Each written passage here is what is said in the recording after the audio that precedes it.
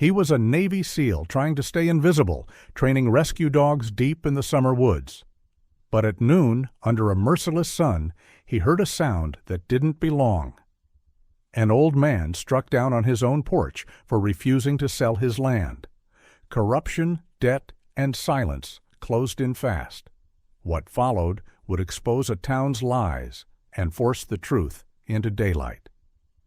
Before we begin, tell us where you're watching from. And if this story moves you, please subscribe for more. Redwood Crossing lay quiet under the weight of a midsummer noon. The small Oregon town sat at the edge of dense evergreen forest, where tall pines formed a dark green wall behind rows of modest homes and aging wooden buildings. By late July, the heat pressed down hard here. Not the suffocating humidity of the coast, but a dry, relentless sun that baked gravel roads pale and pulled the resinous scent from the trees. Cicadas droned somewhere deep in the woods, their chorus unbroken, indifferent to human affairs. At the far end of Timberline Road, where asphalt gave way to packed dirt, stood a weathered log house half-shadowed by forest. Its wide porch sagged slightly with age, its beams darkened by decades of rain and smoke. This was the Holloway place, land held by the same family longer than anyone in town could remember. Caleb Holloway stood at the edge of that porch, one hand resting on a railing smoothed by years of use. He was 76, tall once, now stooped, but not broken. His hair was thin and silver white, combed carefully back despite the heat, and his face bore the deep lines of a man who had spent most of his life outdoors. His eyes, gray and steady, were the kind that had seen hardship without surrender. He wore faded denim jeans and a long-sleeved work shirt rolled at the cuffs, not for style, but habit. Even in summer, Caleb dressed as if the world demanded readiness. The crunch of tires on gravel broke the stillness. A black pickup truck rolled into the clearing before the house, followed closely by a second, older sedan with tinted windows. Dust rose and hung in the sunlight like smoke. Caleb straightened slowly. He already knew who this was. Grant Kessler stepped out of the truck first. He was in his early 40s, broad across the shoulders, with a thick neck and a shaved head that gleamed under the sun. His build spoke of brute strength rather than discipline. Muscle layered over excess, fed by intimidation more than labor. A gold chain rested against his collarbone, visible where his sleeveless work vest hung open. His face was perpetually flushed, as if anger lived just beneath the skin, and his eyes were small, sharp, always measuring weakness. Behind him came 3 men, not friends, subordinates. Each carried himself with a different flavor of menace. One was tall and gaunt, with a sunken face and restless hands that never stayed still. Another was shorter, heavy-set, his jaw set in a permanent scowl. The third wore mirrored sunglasses, despite the shade of the trees, his expression unreadable, posture loose but alert. They spread out instinctively, not blocking the driveway yet, but positioning themselves where retreat would feel like surrender. Grant adjusted his vest and smiled, though it never reached his eyes. "Afternoon, Caleb," he called, voice smooth and loud enough to carry. "Hot one?" Caleb did not return the greeting. "You're trespassing," he said calmly. Grant chuckled and gestured toward the house. "That's what we're here to talk about." He reached into a leather folder and pulled out a stack of papers, held together by a red clip. Even from the porch, Caleb recognized the bold lettering and official stamps. Legal language designed to intimidate, designed to exhaust. Grant climbed the first step of the porch without asking. The others stayed below, forming a loose semicircle, cutting off the dirt path that led back toward the road. "You know why I'm here," Grant said, flipping the top page. "Your son's debts have matured." Caleb's jaw tightened, but his voice remained steady. "My son's mistakes are not my property." Grant tilted his head, mock considering. "Legally? Maybe not. Practically?" He shrugged. This land's the only thing of value left in the Holloway name." The tall man behind Grant snorted softly. The sound made Caleb's fingers curl against the railing. "I'm not selling," Caleb said. "This house, this land. It's not for sale. Not to you. Not to anyone." Grant's smile thinned. He lifted a hand, and without a word, his men shifted closer.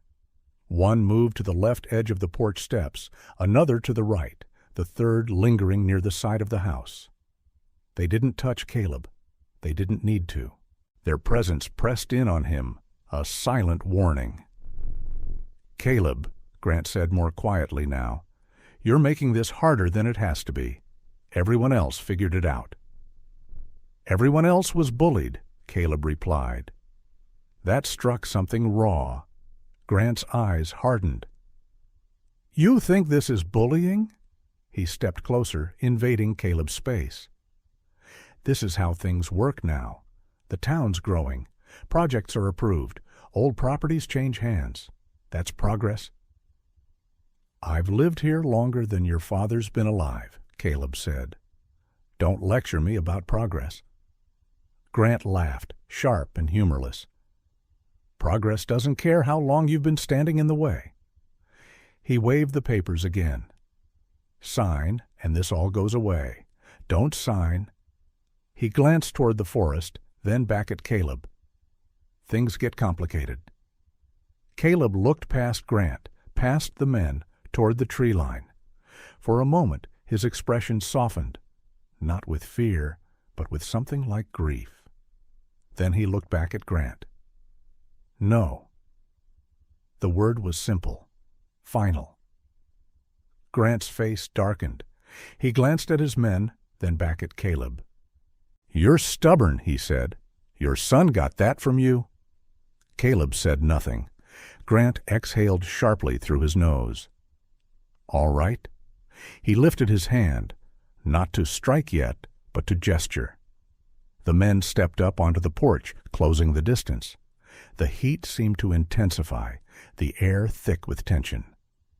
"This isn't personal anymore," Grant said. "The ban's already been discussed. The land's marked. You're just the last delay." Caleb's eyes flicked to the papers. "Ban?" Grant smiled again, this time with satisfaction. "Zoning, planning, all approved. We've been given the green light." Before Caleb could respond, Grant moved. The slap was sudden, vicious, delivered with the full weight of Grant's arm. The sound cracked through the still air. Caleb staggered, his foot catching on a loose board. He fell hard onto the porch, shoulder striking first, then his head snapping sideways. Pain exploded across his cheek. He tasted blood. For a heartbeat, no one moved. Then Grant leaned down, looming over him. "This," he said coldly, "isn't a personal conversation anymore." Caleb struggled to push himself up. His hands shook, but he did not cry out. Around the clearing, curtains twitched. A door across the road cracked open, then quietly shut. A truck idled at the corner, then drove on. No one came. The silence was complete. At the edge of the clearing, partially shielded by a line of young fir trees, a woman stood watching. Claire Whitman had not planned to stop here. She had been driving back from town, groceries in the back seat, her mind occupied with lists and schedules. But when she saw the trucks, something in her tightened. She parked farther down the road and walked back on instinct, alone. Claire was in her late 50s with carefully styled chestnut hair pulled back at the nape of her neck. She wore a light linen blouse and slacks. Practical, neat, respectable. A former school teacher, now retired, she carried herself with quiet composure. Her face was lined but kind, her eyes thoughtful and usually gentle. What she saw on the porch froze her in place. She recognized Grant immediately. Everyone did. She recognized Caleb Holloway, too. What she had not expected was the violence, the casualness of it, the way no one intervened. Claire's hand rose to her mouth. Her first instinct was to step forward, to shout, to do something. but another instinct. Older, trained by years of watching how power moved in Redwood Crossing, held her still. She knew the words Grant had used. Green light, ban, planning. She knew exactly where that language came from. As Grant straightened and motioned his men back, Claire felt something crack inside her. Not loudly, not all at once, but enough to change the shape of things forever. Caleb remained on the porch, bruised but unbroken, staring at the dirt where Grant's boots had stood. And the forest behind him remained silent, holding its breath. The forest west of Redwood Crossing breathed differently at midday. Sunlight speared down through gaps in the canopy, warming needles and bark until the air smelled of sap and dust. Heat shimmered above the dirt track that cut between firs, a narrow service road used by rangers and rescue crews. The town's edge was close enough to hear the faint echo of traffic, yet far enough that the woods still claimed authority. Ethan Cole moved through that authority with practiced ease. He was in his early 30s, tall and lean, his build compact rather than imposing. Strength refined into efficiency. His dark hair was cropped short, the style of someone who didn't think about mirrors, and his face held a calm severity that came from long familiarity with consequence. He wore a plain olive field shirt and reinforced pants scuffed at the knees, boots laced tight. Nothing about him advertised what he had been, only what he remained: disciplined, alert, contained. At his sides ranged 2 German shepherds, Rook and Vale. They were not identical, but their movement carried the same precision. Rook, darker through the shoulders, scanned ahead with ears forward, his gait smooth and deliberate. Vale, slightly lighter in color, kept a half step back, eyes flicking from undergrowth to Ethan's hands. Both wore working collars, no tags, no decoration. Their tails stayed low. They did not pant. They worked. Ethan checked his watch, then the wind. He had set up a simple training scenario: scent search, grid movement, recovery point. Nothing dramatic. Rescue work in summer was about readiness, not spectacle. Hikers misjudged heat. Kids wandered off trails. The forest swallowed carelessness without apology. Rook stopped. It was subtle, a shift in posture, weight moving forward, ears tightening. Vale mirrored him a second later. Neither barked. The air had changed. Ethan raised a hand. Hold. The dogs froze. Ethan crouched, fingertips brushing dry earth. He listened. At first there was only the hum of insects, then something else, a sound out of place. A shout, not loud but sharp, edged with fear and anger. The scent reached them next, carried on a slight breeze. Adrenaline, sweat, the metallic tang of blood. Ethan's jaw set. He gave a brief command, low and precise. The dogs broke formation and moved with him, slipping between trunks, staying downwind. He kept his pace controlled, not rushing, not hesitating. They reached the tree line just as a black pickup rolled back into the clearing near the old Holloway place. Dust lifted again. Voices followed. One harsh, one mocking. Grant Kessler's tone carried easily. "Thought we were done?" Grant said. "I said we'd finish this." Caleb Holloway stood near the porch steps, his posture stiff, one hand braced against a post. The bruise on his cheek had deepened, purple blooming under the skin. He did not back away. Grant jumped down from the truck, flanked by the same 3 men. They fanned out with more confidence now, boots scuffing dirt, hands loose at their sides. One of them carried a length of chain coiled casually, like a suggestion. Ethan stepped out from the trees and put himself between Caleb and the group. He did not raise his voice. "That's far enough." Grant halted, surprised. His eyes flicked over Ethan. Clothes, stance, the dogs. He grinned, slow and unpleasant. "Who the hell are you?" "Leave," Ethan said. One word. Flat. Grant laughed and gestured. "You see this, boys? Forest fairy with pets thinks he's in charge." The men took a step closer. Ethan didn't move. He lifted 2 fingers. Rook and Vale split. Rook slid left, angling toward the tall, gaunt man. Vale drifted right, closing distance on the heavy-set one. Their movement was silent, fluid, unmistakably intentional. The men noticed too late. The chain dropped with a clatter as Vale surged, shoulder driving into the man's thigh, toppling him without teeth or claw.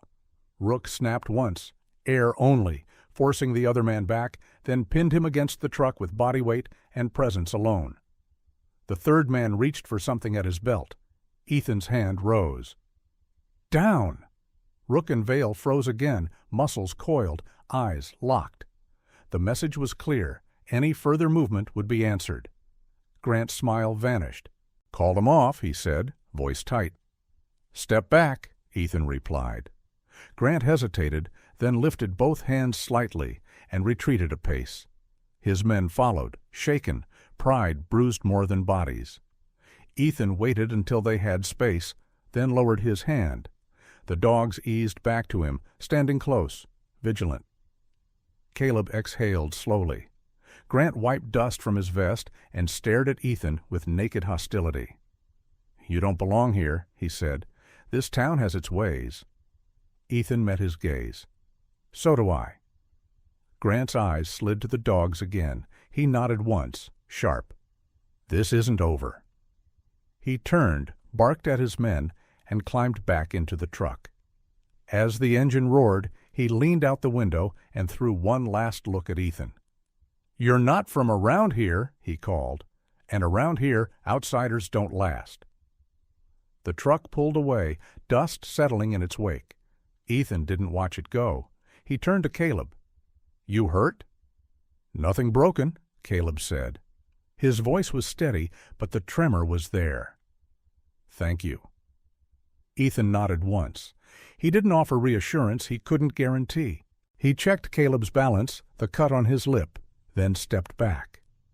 Across the clearing, partially hidden by trees, Claire Whitman stood with a hand pressed to her chest. She had not meant to witness this. Curiosity had drawn her back after the earlier confrontation, a need she hadn't recognized until it refused to let her drive away.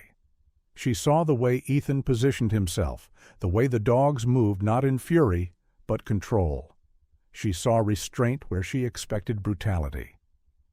Claire studied Ethan's face from a distance, the absence of triumph, the lack of performance. He did not puff himself up or lecture. He did not threaten. He ended the danger and stopped.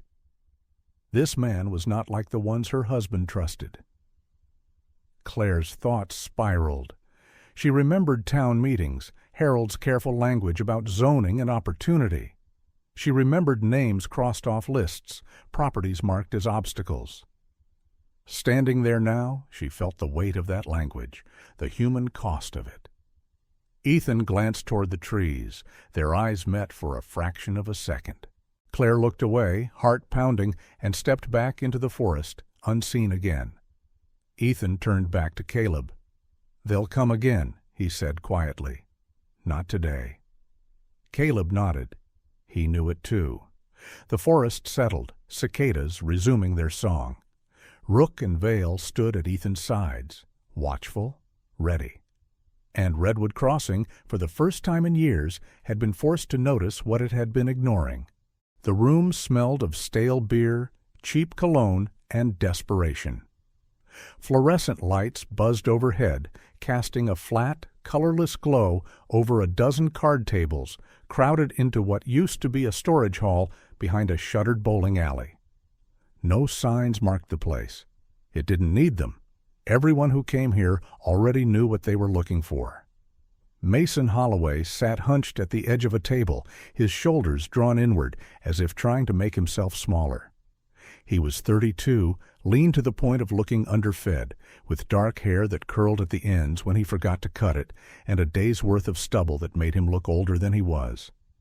His eyes, once bright, once hopeful, were bloodshot and unfocused, darting between the cards on the felt and the men around him. His hand shook as he reached for a glass of watered-down whiskey. Across from him, Grant Kessler leaned back in his chair, boots hooked around the legs of the table. In this light, Grant looked even broader, his shadow spilling across the floor. He wasn't smiling now. He didn't need to. Two of Grant's men flanked Mason. One, Eli Turner, was tall and narrow, with a hooked nose and a nervous habit of cracking his knuckles. The other, Frank Dillard, was thick through the chest and arms, bald except for a fringe of gray, his expression permanently bored. They weren't here to play cards. They were here to make sure Mason understood his options. "Bad run," Grant said mildly, tapping the stack of chips in front of Mason with a finger. "Happens to everyone." Mason swallowed. "I just need one more hand." Grant tilted his head. "That's what you said 3 hands ago." Mason's gaze flicked toward the exit. Frank shifted his weight, blocking it without moving his feet. Grant slid a folder across the table. Not thick, just enough paper to matter. "We're past cash," he said. "This is cleaner." Mason stared at the folder. His name was printed neatly on the top page. Legal language followed, dense and intimidating. "What is this?" Mason asked, though his chest already felt tight with the answer. "Authorization," Grant replied. "You sign, we manage things. Assets, liabilities. Makes the debt flexible." "My father's house," Mason said hoarsely. Grant's eyes didn't blink. "Your father's land." Mason pushed back from the table, chair legs scraping. "He won't sell." Grant leaned forward. His voice dropped, losing its casual tone. "He doesn't get a vote anymore." Mason's breath came fast.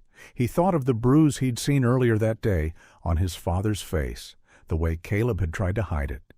Something cold and heavy settled in his stomach. "I need time," Mason said. "I can fix this." Grant nodded once. "You already did." Eli slid a pen across the table. Mason didn't take it. That was when Grant's phone buzzed. He glanced at the screen, his jaw tightening. For a split second, something like irritation crossed his face. "Change of plans," Grant said. He stood. "Sign it or don't. Either way, this moves forward." Mason didn't wait to hear the rest. He bolted. Frank lunged, fingers brushing Mason's jacket, but Mason was already running, heart hammering, lungs burning as he shoved through a back door and into the alley beyond. He didn't stop until the noise faded behind him, until the streetlights blurred into streaks and the night air tore at his throat. He didn't go home. He couldn't. By the time Mason reached the tree line outside town, sweat-soaked and shaking, the truth had caught up to him. This wasn't debt. It was a trap. Always had been.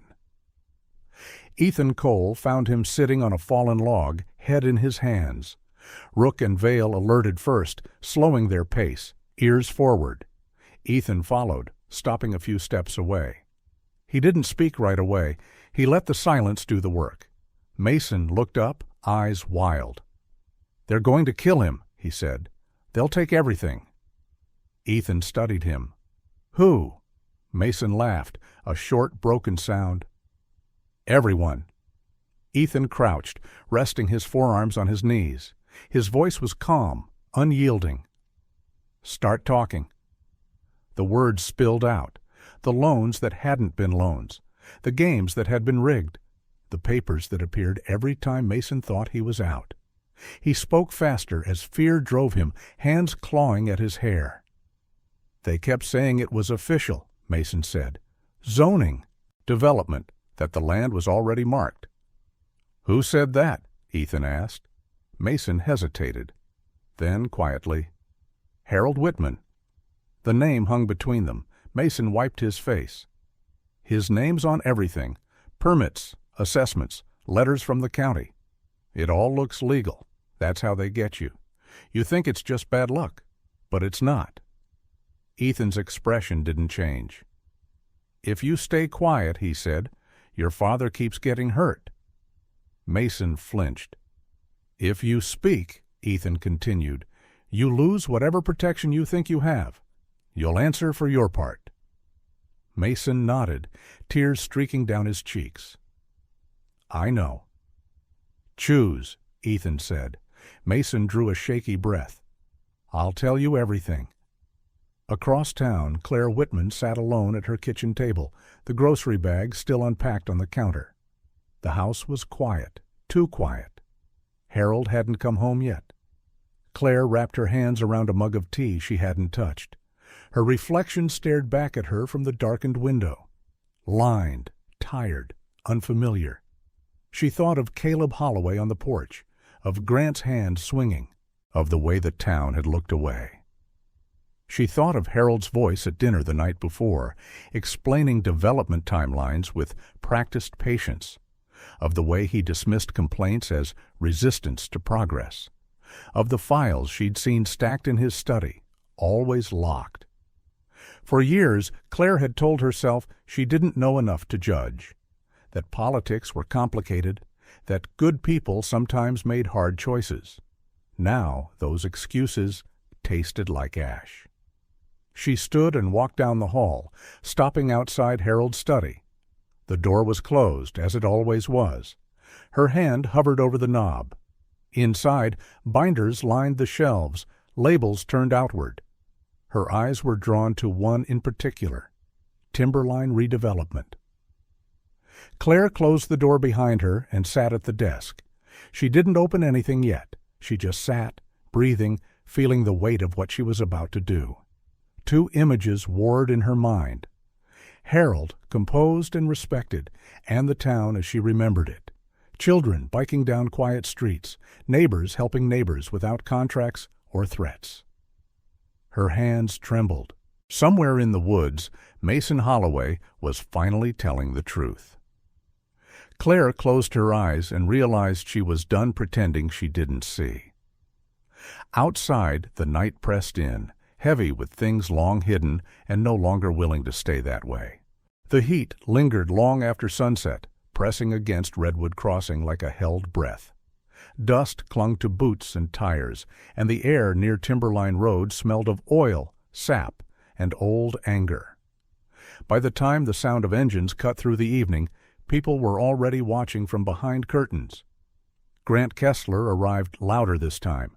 2 trucks rolled into the clearing near the Holloway place, followed by a third that idled at the edge of the road. Men climbed out. 6 now, not 3. They carried lengths of pipe, a crowbar, a bat wrapped in tape. Nothing subtle, nothing that pretended to be lawful. Grant stood at the front, jaw tight, eyes burning with something like impatience. He had changed his vest for a heavier jacket, despite the heat, as if preparing for resistance. Caleb Holloway stepped onto the porch when he heard them, shoulders squared, posture rigid. The bruise on his cheek had turned a sickly yellow-purple. He did not retreat inside. Ethan Cole emerged from the tree line at the same moment, Rook and Vale flanking him. The dogs moved into position without a word. One slightly ahead, one offset, bodies angled to block approach rather than attack. Their presence shifted the mood immediately. Conversations died mid-sentence. A few neighbors, emboldened by numbers, drifted closer, standing where they could be seen. Grant raised a hand, halting his men. "You're still here," he said to Ethan. "That's a mistake." Ethan's voice was calm. "There are witnesses." Grant sneered and gestured toward the road. "Then they can watch." 2 of the men stepped forward, pipes low in their hands. Ethan lifted a single finger. Rook and Vale advanced a half step, muscles taut, eyes locked. They did not growl. They did not bark. The silence was worse. A woman across the road lifted her phone. Another man stepped out of his truck and crossed his arms, planting himself where Grant could see him. The balance shifted, not toward peace, but toward consequence. Grant's gaze flicked between the dogs, the neighbors, and Ethan. He exhaled sharply and waved his men back. "This isn't finished," he said, louder now, for the crowd. "You're delaying the inevitable." Ethan didn't answer. He didn't need to. Sirens wailed in the distance, approaching without urgency. A single cruiser arrived and parked at an angle, lights flashing half-heartedly. Sheriff's Department. Deputy Martin Reyes stepped out. Reyes was in his late 30s, tall and wiry, with close-cropped hair and a face worn by long hours rather than hard years. He adjusted his belt and scanned the scene with practiced neutrality. His eyes lingered on Grant, then on Ethan, then on the pipes resting against the trucks. "Evening," Reyes said. "Let's keep this calm." Grant's expression softened instantly. "Just a misunderstanding." Reyes nodded as if that settled it. He took statements quickly, scribbling notes without looking up. When Caleb spoke, Reyes's pen slowed. He didn't ask about the weapons. He didn't look at the neighbors holding phones. He wrote what he intended to write. "This is civil," Reyes said finally. "No arrests." Caleb stared at him. "They came to threaten me." Reyes met his eyes briefly, then looked away. "I'll note raised voices." Grant smiled. When the cruiser pulled away, the clearing felt smaller. Caleb remained on the porch, hands clenched. He had seen the line drawn now, clear and unmistakable. Ethan rested a hand briefly on Caleb's shoulder. "You did the right thing," he said. Caleb nodded once, but the set of his mouth betrayed how little comfort that brought. Across town, Harold Whitman loosened his tie and poured himself a drink. He was a man in his early 60s, tall, silver-haired, with a face that wore authority comfortably. Years in office had taught him how to speak without saying anything, how to listen without hearing. He stood in his study, glass in hand, reviewing a stack of papers labeled for tomorrow's meeting. Claire Whitman watched him from the doorway. "You were at Timberline Road," she said. Harold didn't turn. "People exaggerate." "He was hit," Claire said. "An old man." Harold sighed and set the glass down. "Development requires resolve." She stepped closer. "You call that resolve? Sending men with pipes?" Harold turned then, irritation flashing across his features. "I didn't send anyone. I approve plans. That's my role." "You approve pressure," Claire said quietly. "You approve suffering." Harold shook his head. "You're emotional. That land is an obstacle. One parcel, delaying an entire project." "A person," Claire said. "Not a parcel." Harold waved her off. "It's the price of progress." The words landed like a slap. Claire felt something give way inside her, a tightness she had lived with for years, finally snapping. She thought of Ethan Cole, standing silent while violence receded. She remembered him from years earlier, during the wildfire that nearly took the North Ridge.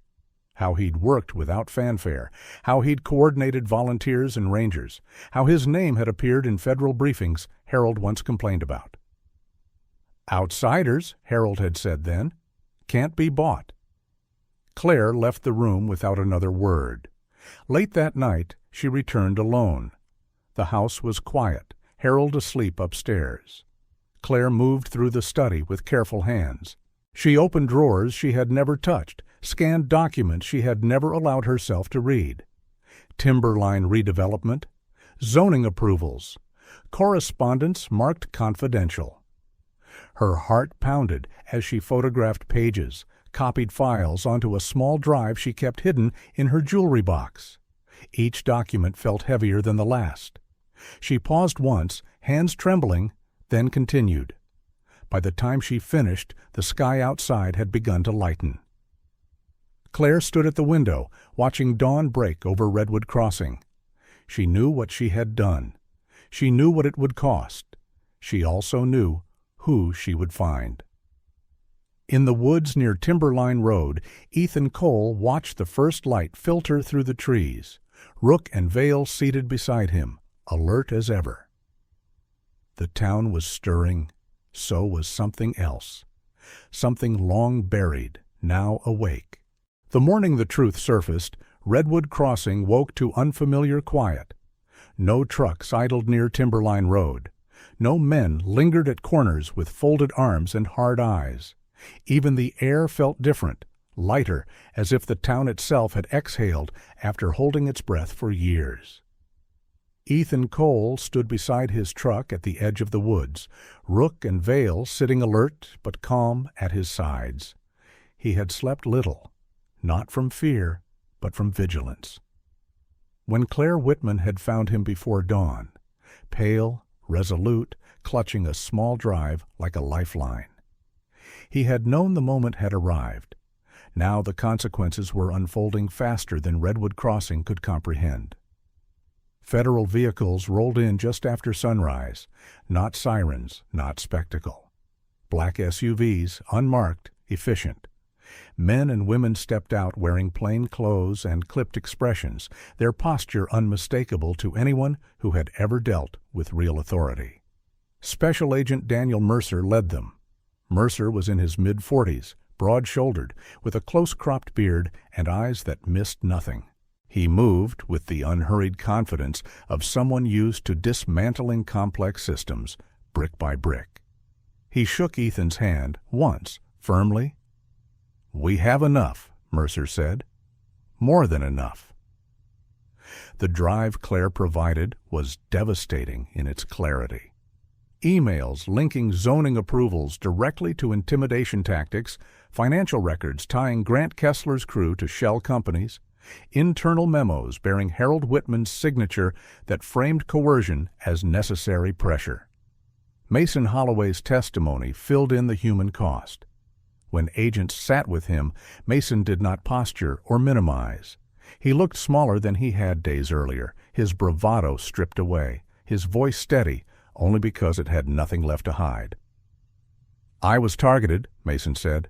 "They wanted leverage. My addiction made me easy." "Did you know what it would cost your father?" Mercer asked. Mason closed his eyes. "I knew, and I let it happen." That honesty mattered. By noon, Grant Kessler was in handcuffs. He stood outside the same building where he once issued threats, wrists bound, jaw clenched, the swagger finally gone. His men followed. Eli Turner shaking so badly he couldn't hold his cigarette. Frank Dillard staring straight ahead, like denial might still save him. Grant tried bluster once. "This is a misunderstanding." Mercer didn't even look at him. "You're being charged under federal statutes," he said. "Extortion, conspiracy, assault." Grant's shoulders sagged. He glanced toward the crowd gathering across the street. Neighbors who no longer looked away. He knew then what cooperation was worth. Caleb Holloway watched from his porch as the trucks rolled past. He stood straighter than he had in weeks, the bruise on his cheek fading into yellow, his eyes clear. The land behind him, his land, stretched into the trees, unchanged, patient. For the first time since his wife's passing, Caleb felt something close to peace. An agent approached him. "Mr. Holloway, your property is secure. There will be no further claims." Caleb nodded slowly. "Thank you." But what mattered more was not the land. It was the silence of fear breaking. Across town, Harold Whitman sat alone in his office, tie loosened, hands folded tightly in front of him. The plaque on his desk, Planning Commission Chair, had already been removed. When the investigators entered, Harold did not protest. He listened as charges were read, as his career unraveled in measured sentences. When they mentioned Claire's cooperation, something flickered across his face. Not anger, recognition. "She always was stronger than I gave her credit for," Harold said quietly. That afternoon, Harold resigned. By evening, the investigation was public. Claire Whitman packed a single suitcase. Neighbors avoided her eyes as she loaded her car. Some whispered, others stared. A few nodded, uncertain but respectful. She did not flinch. She met Ethan once more near the edge of town, where the forest thickened and the road narrowed. She looked smaller without the polish of her former life. Hair pulled back simply, clothes practical, but her gaze was steady. "I know what I've lost," Claire said. Ethan nodded. "You know what you kept?" Claire managed a faint smile. "That's enough." They did not shake hands. They did not need to. By dusk, Redwood Crossing held a meeting in the community hall. No shouting, no speeches about progress or sacrifice, just facts laid bare, apologies offered where words could still matter, and plans made to rebuild without coercion. Mason stood before the crowd, hands trembling. "I won't ask forgiveness," he said, "but I will make amends." He committed to treatment, to restitution, to facing consequences without hiding behind excuses. The town listened, not because he was redeemed, but because he was finally honest. When the meeting ended, people lingered. Conversations replaced silence. Ethan watched from a distance, Rook and Vale resting at his feet. His work here was done. He left before dawn the next morning. No fanfare, no goodbyes beyond a nod to Caleb, who stood at the edge of his property, hand raised in quiet gratitude. The truck rolled onto the highway, Forrest closing behind it. Rook watched the road ahead. Vale rested his chin on the seat, content. Redwood Crossing would have to learn how to stand without leaning on intimidation. And it would, because the strongest force that passed through it had not stayed. It had simply reminded the town who it was supposed to be. Sometimes evil doesn't wear a uniform or shout threats. It hides behind paperwork, polite language, and people looking the other way. In everyday life, injustice often survives not because it is powerful, but because it is convenient to ignore. This story reminds us that real strength isn't found in fists or fear. It lives in quiet courage, an old man who refuses to sell his dignity, a son who tells the truth despite shame, a woman who chooses conscience over comfort, and a protector who steps in without asking for praise. In our own lives, we may never face men with weapons or corruption on a grand scale, but we do face moments where silence feels easier than honesty, where looking away feels safer than standing up. And in those moments, the choice we make matters more than we realize. If this story moved you, ask yourself, where in your life can you stand a little straighter today? Please share this story with someone who believes truth still matters. Leave a comment below with your thoughts. Whose choice impacted you the most? And if you believe stories like this can remind the world that integrity still has power, subscribe to the channel so we can keep telling them together.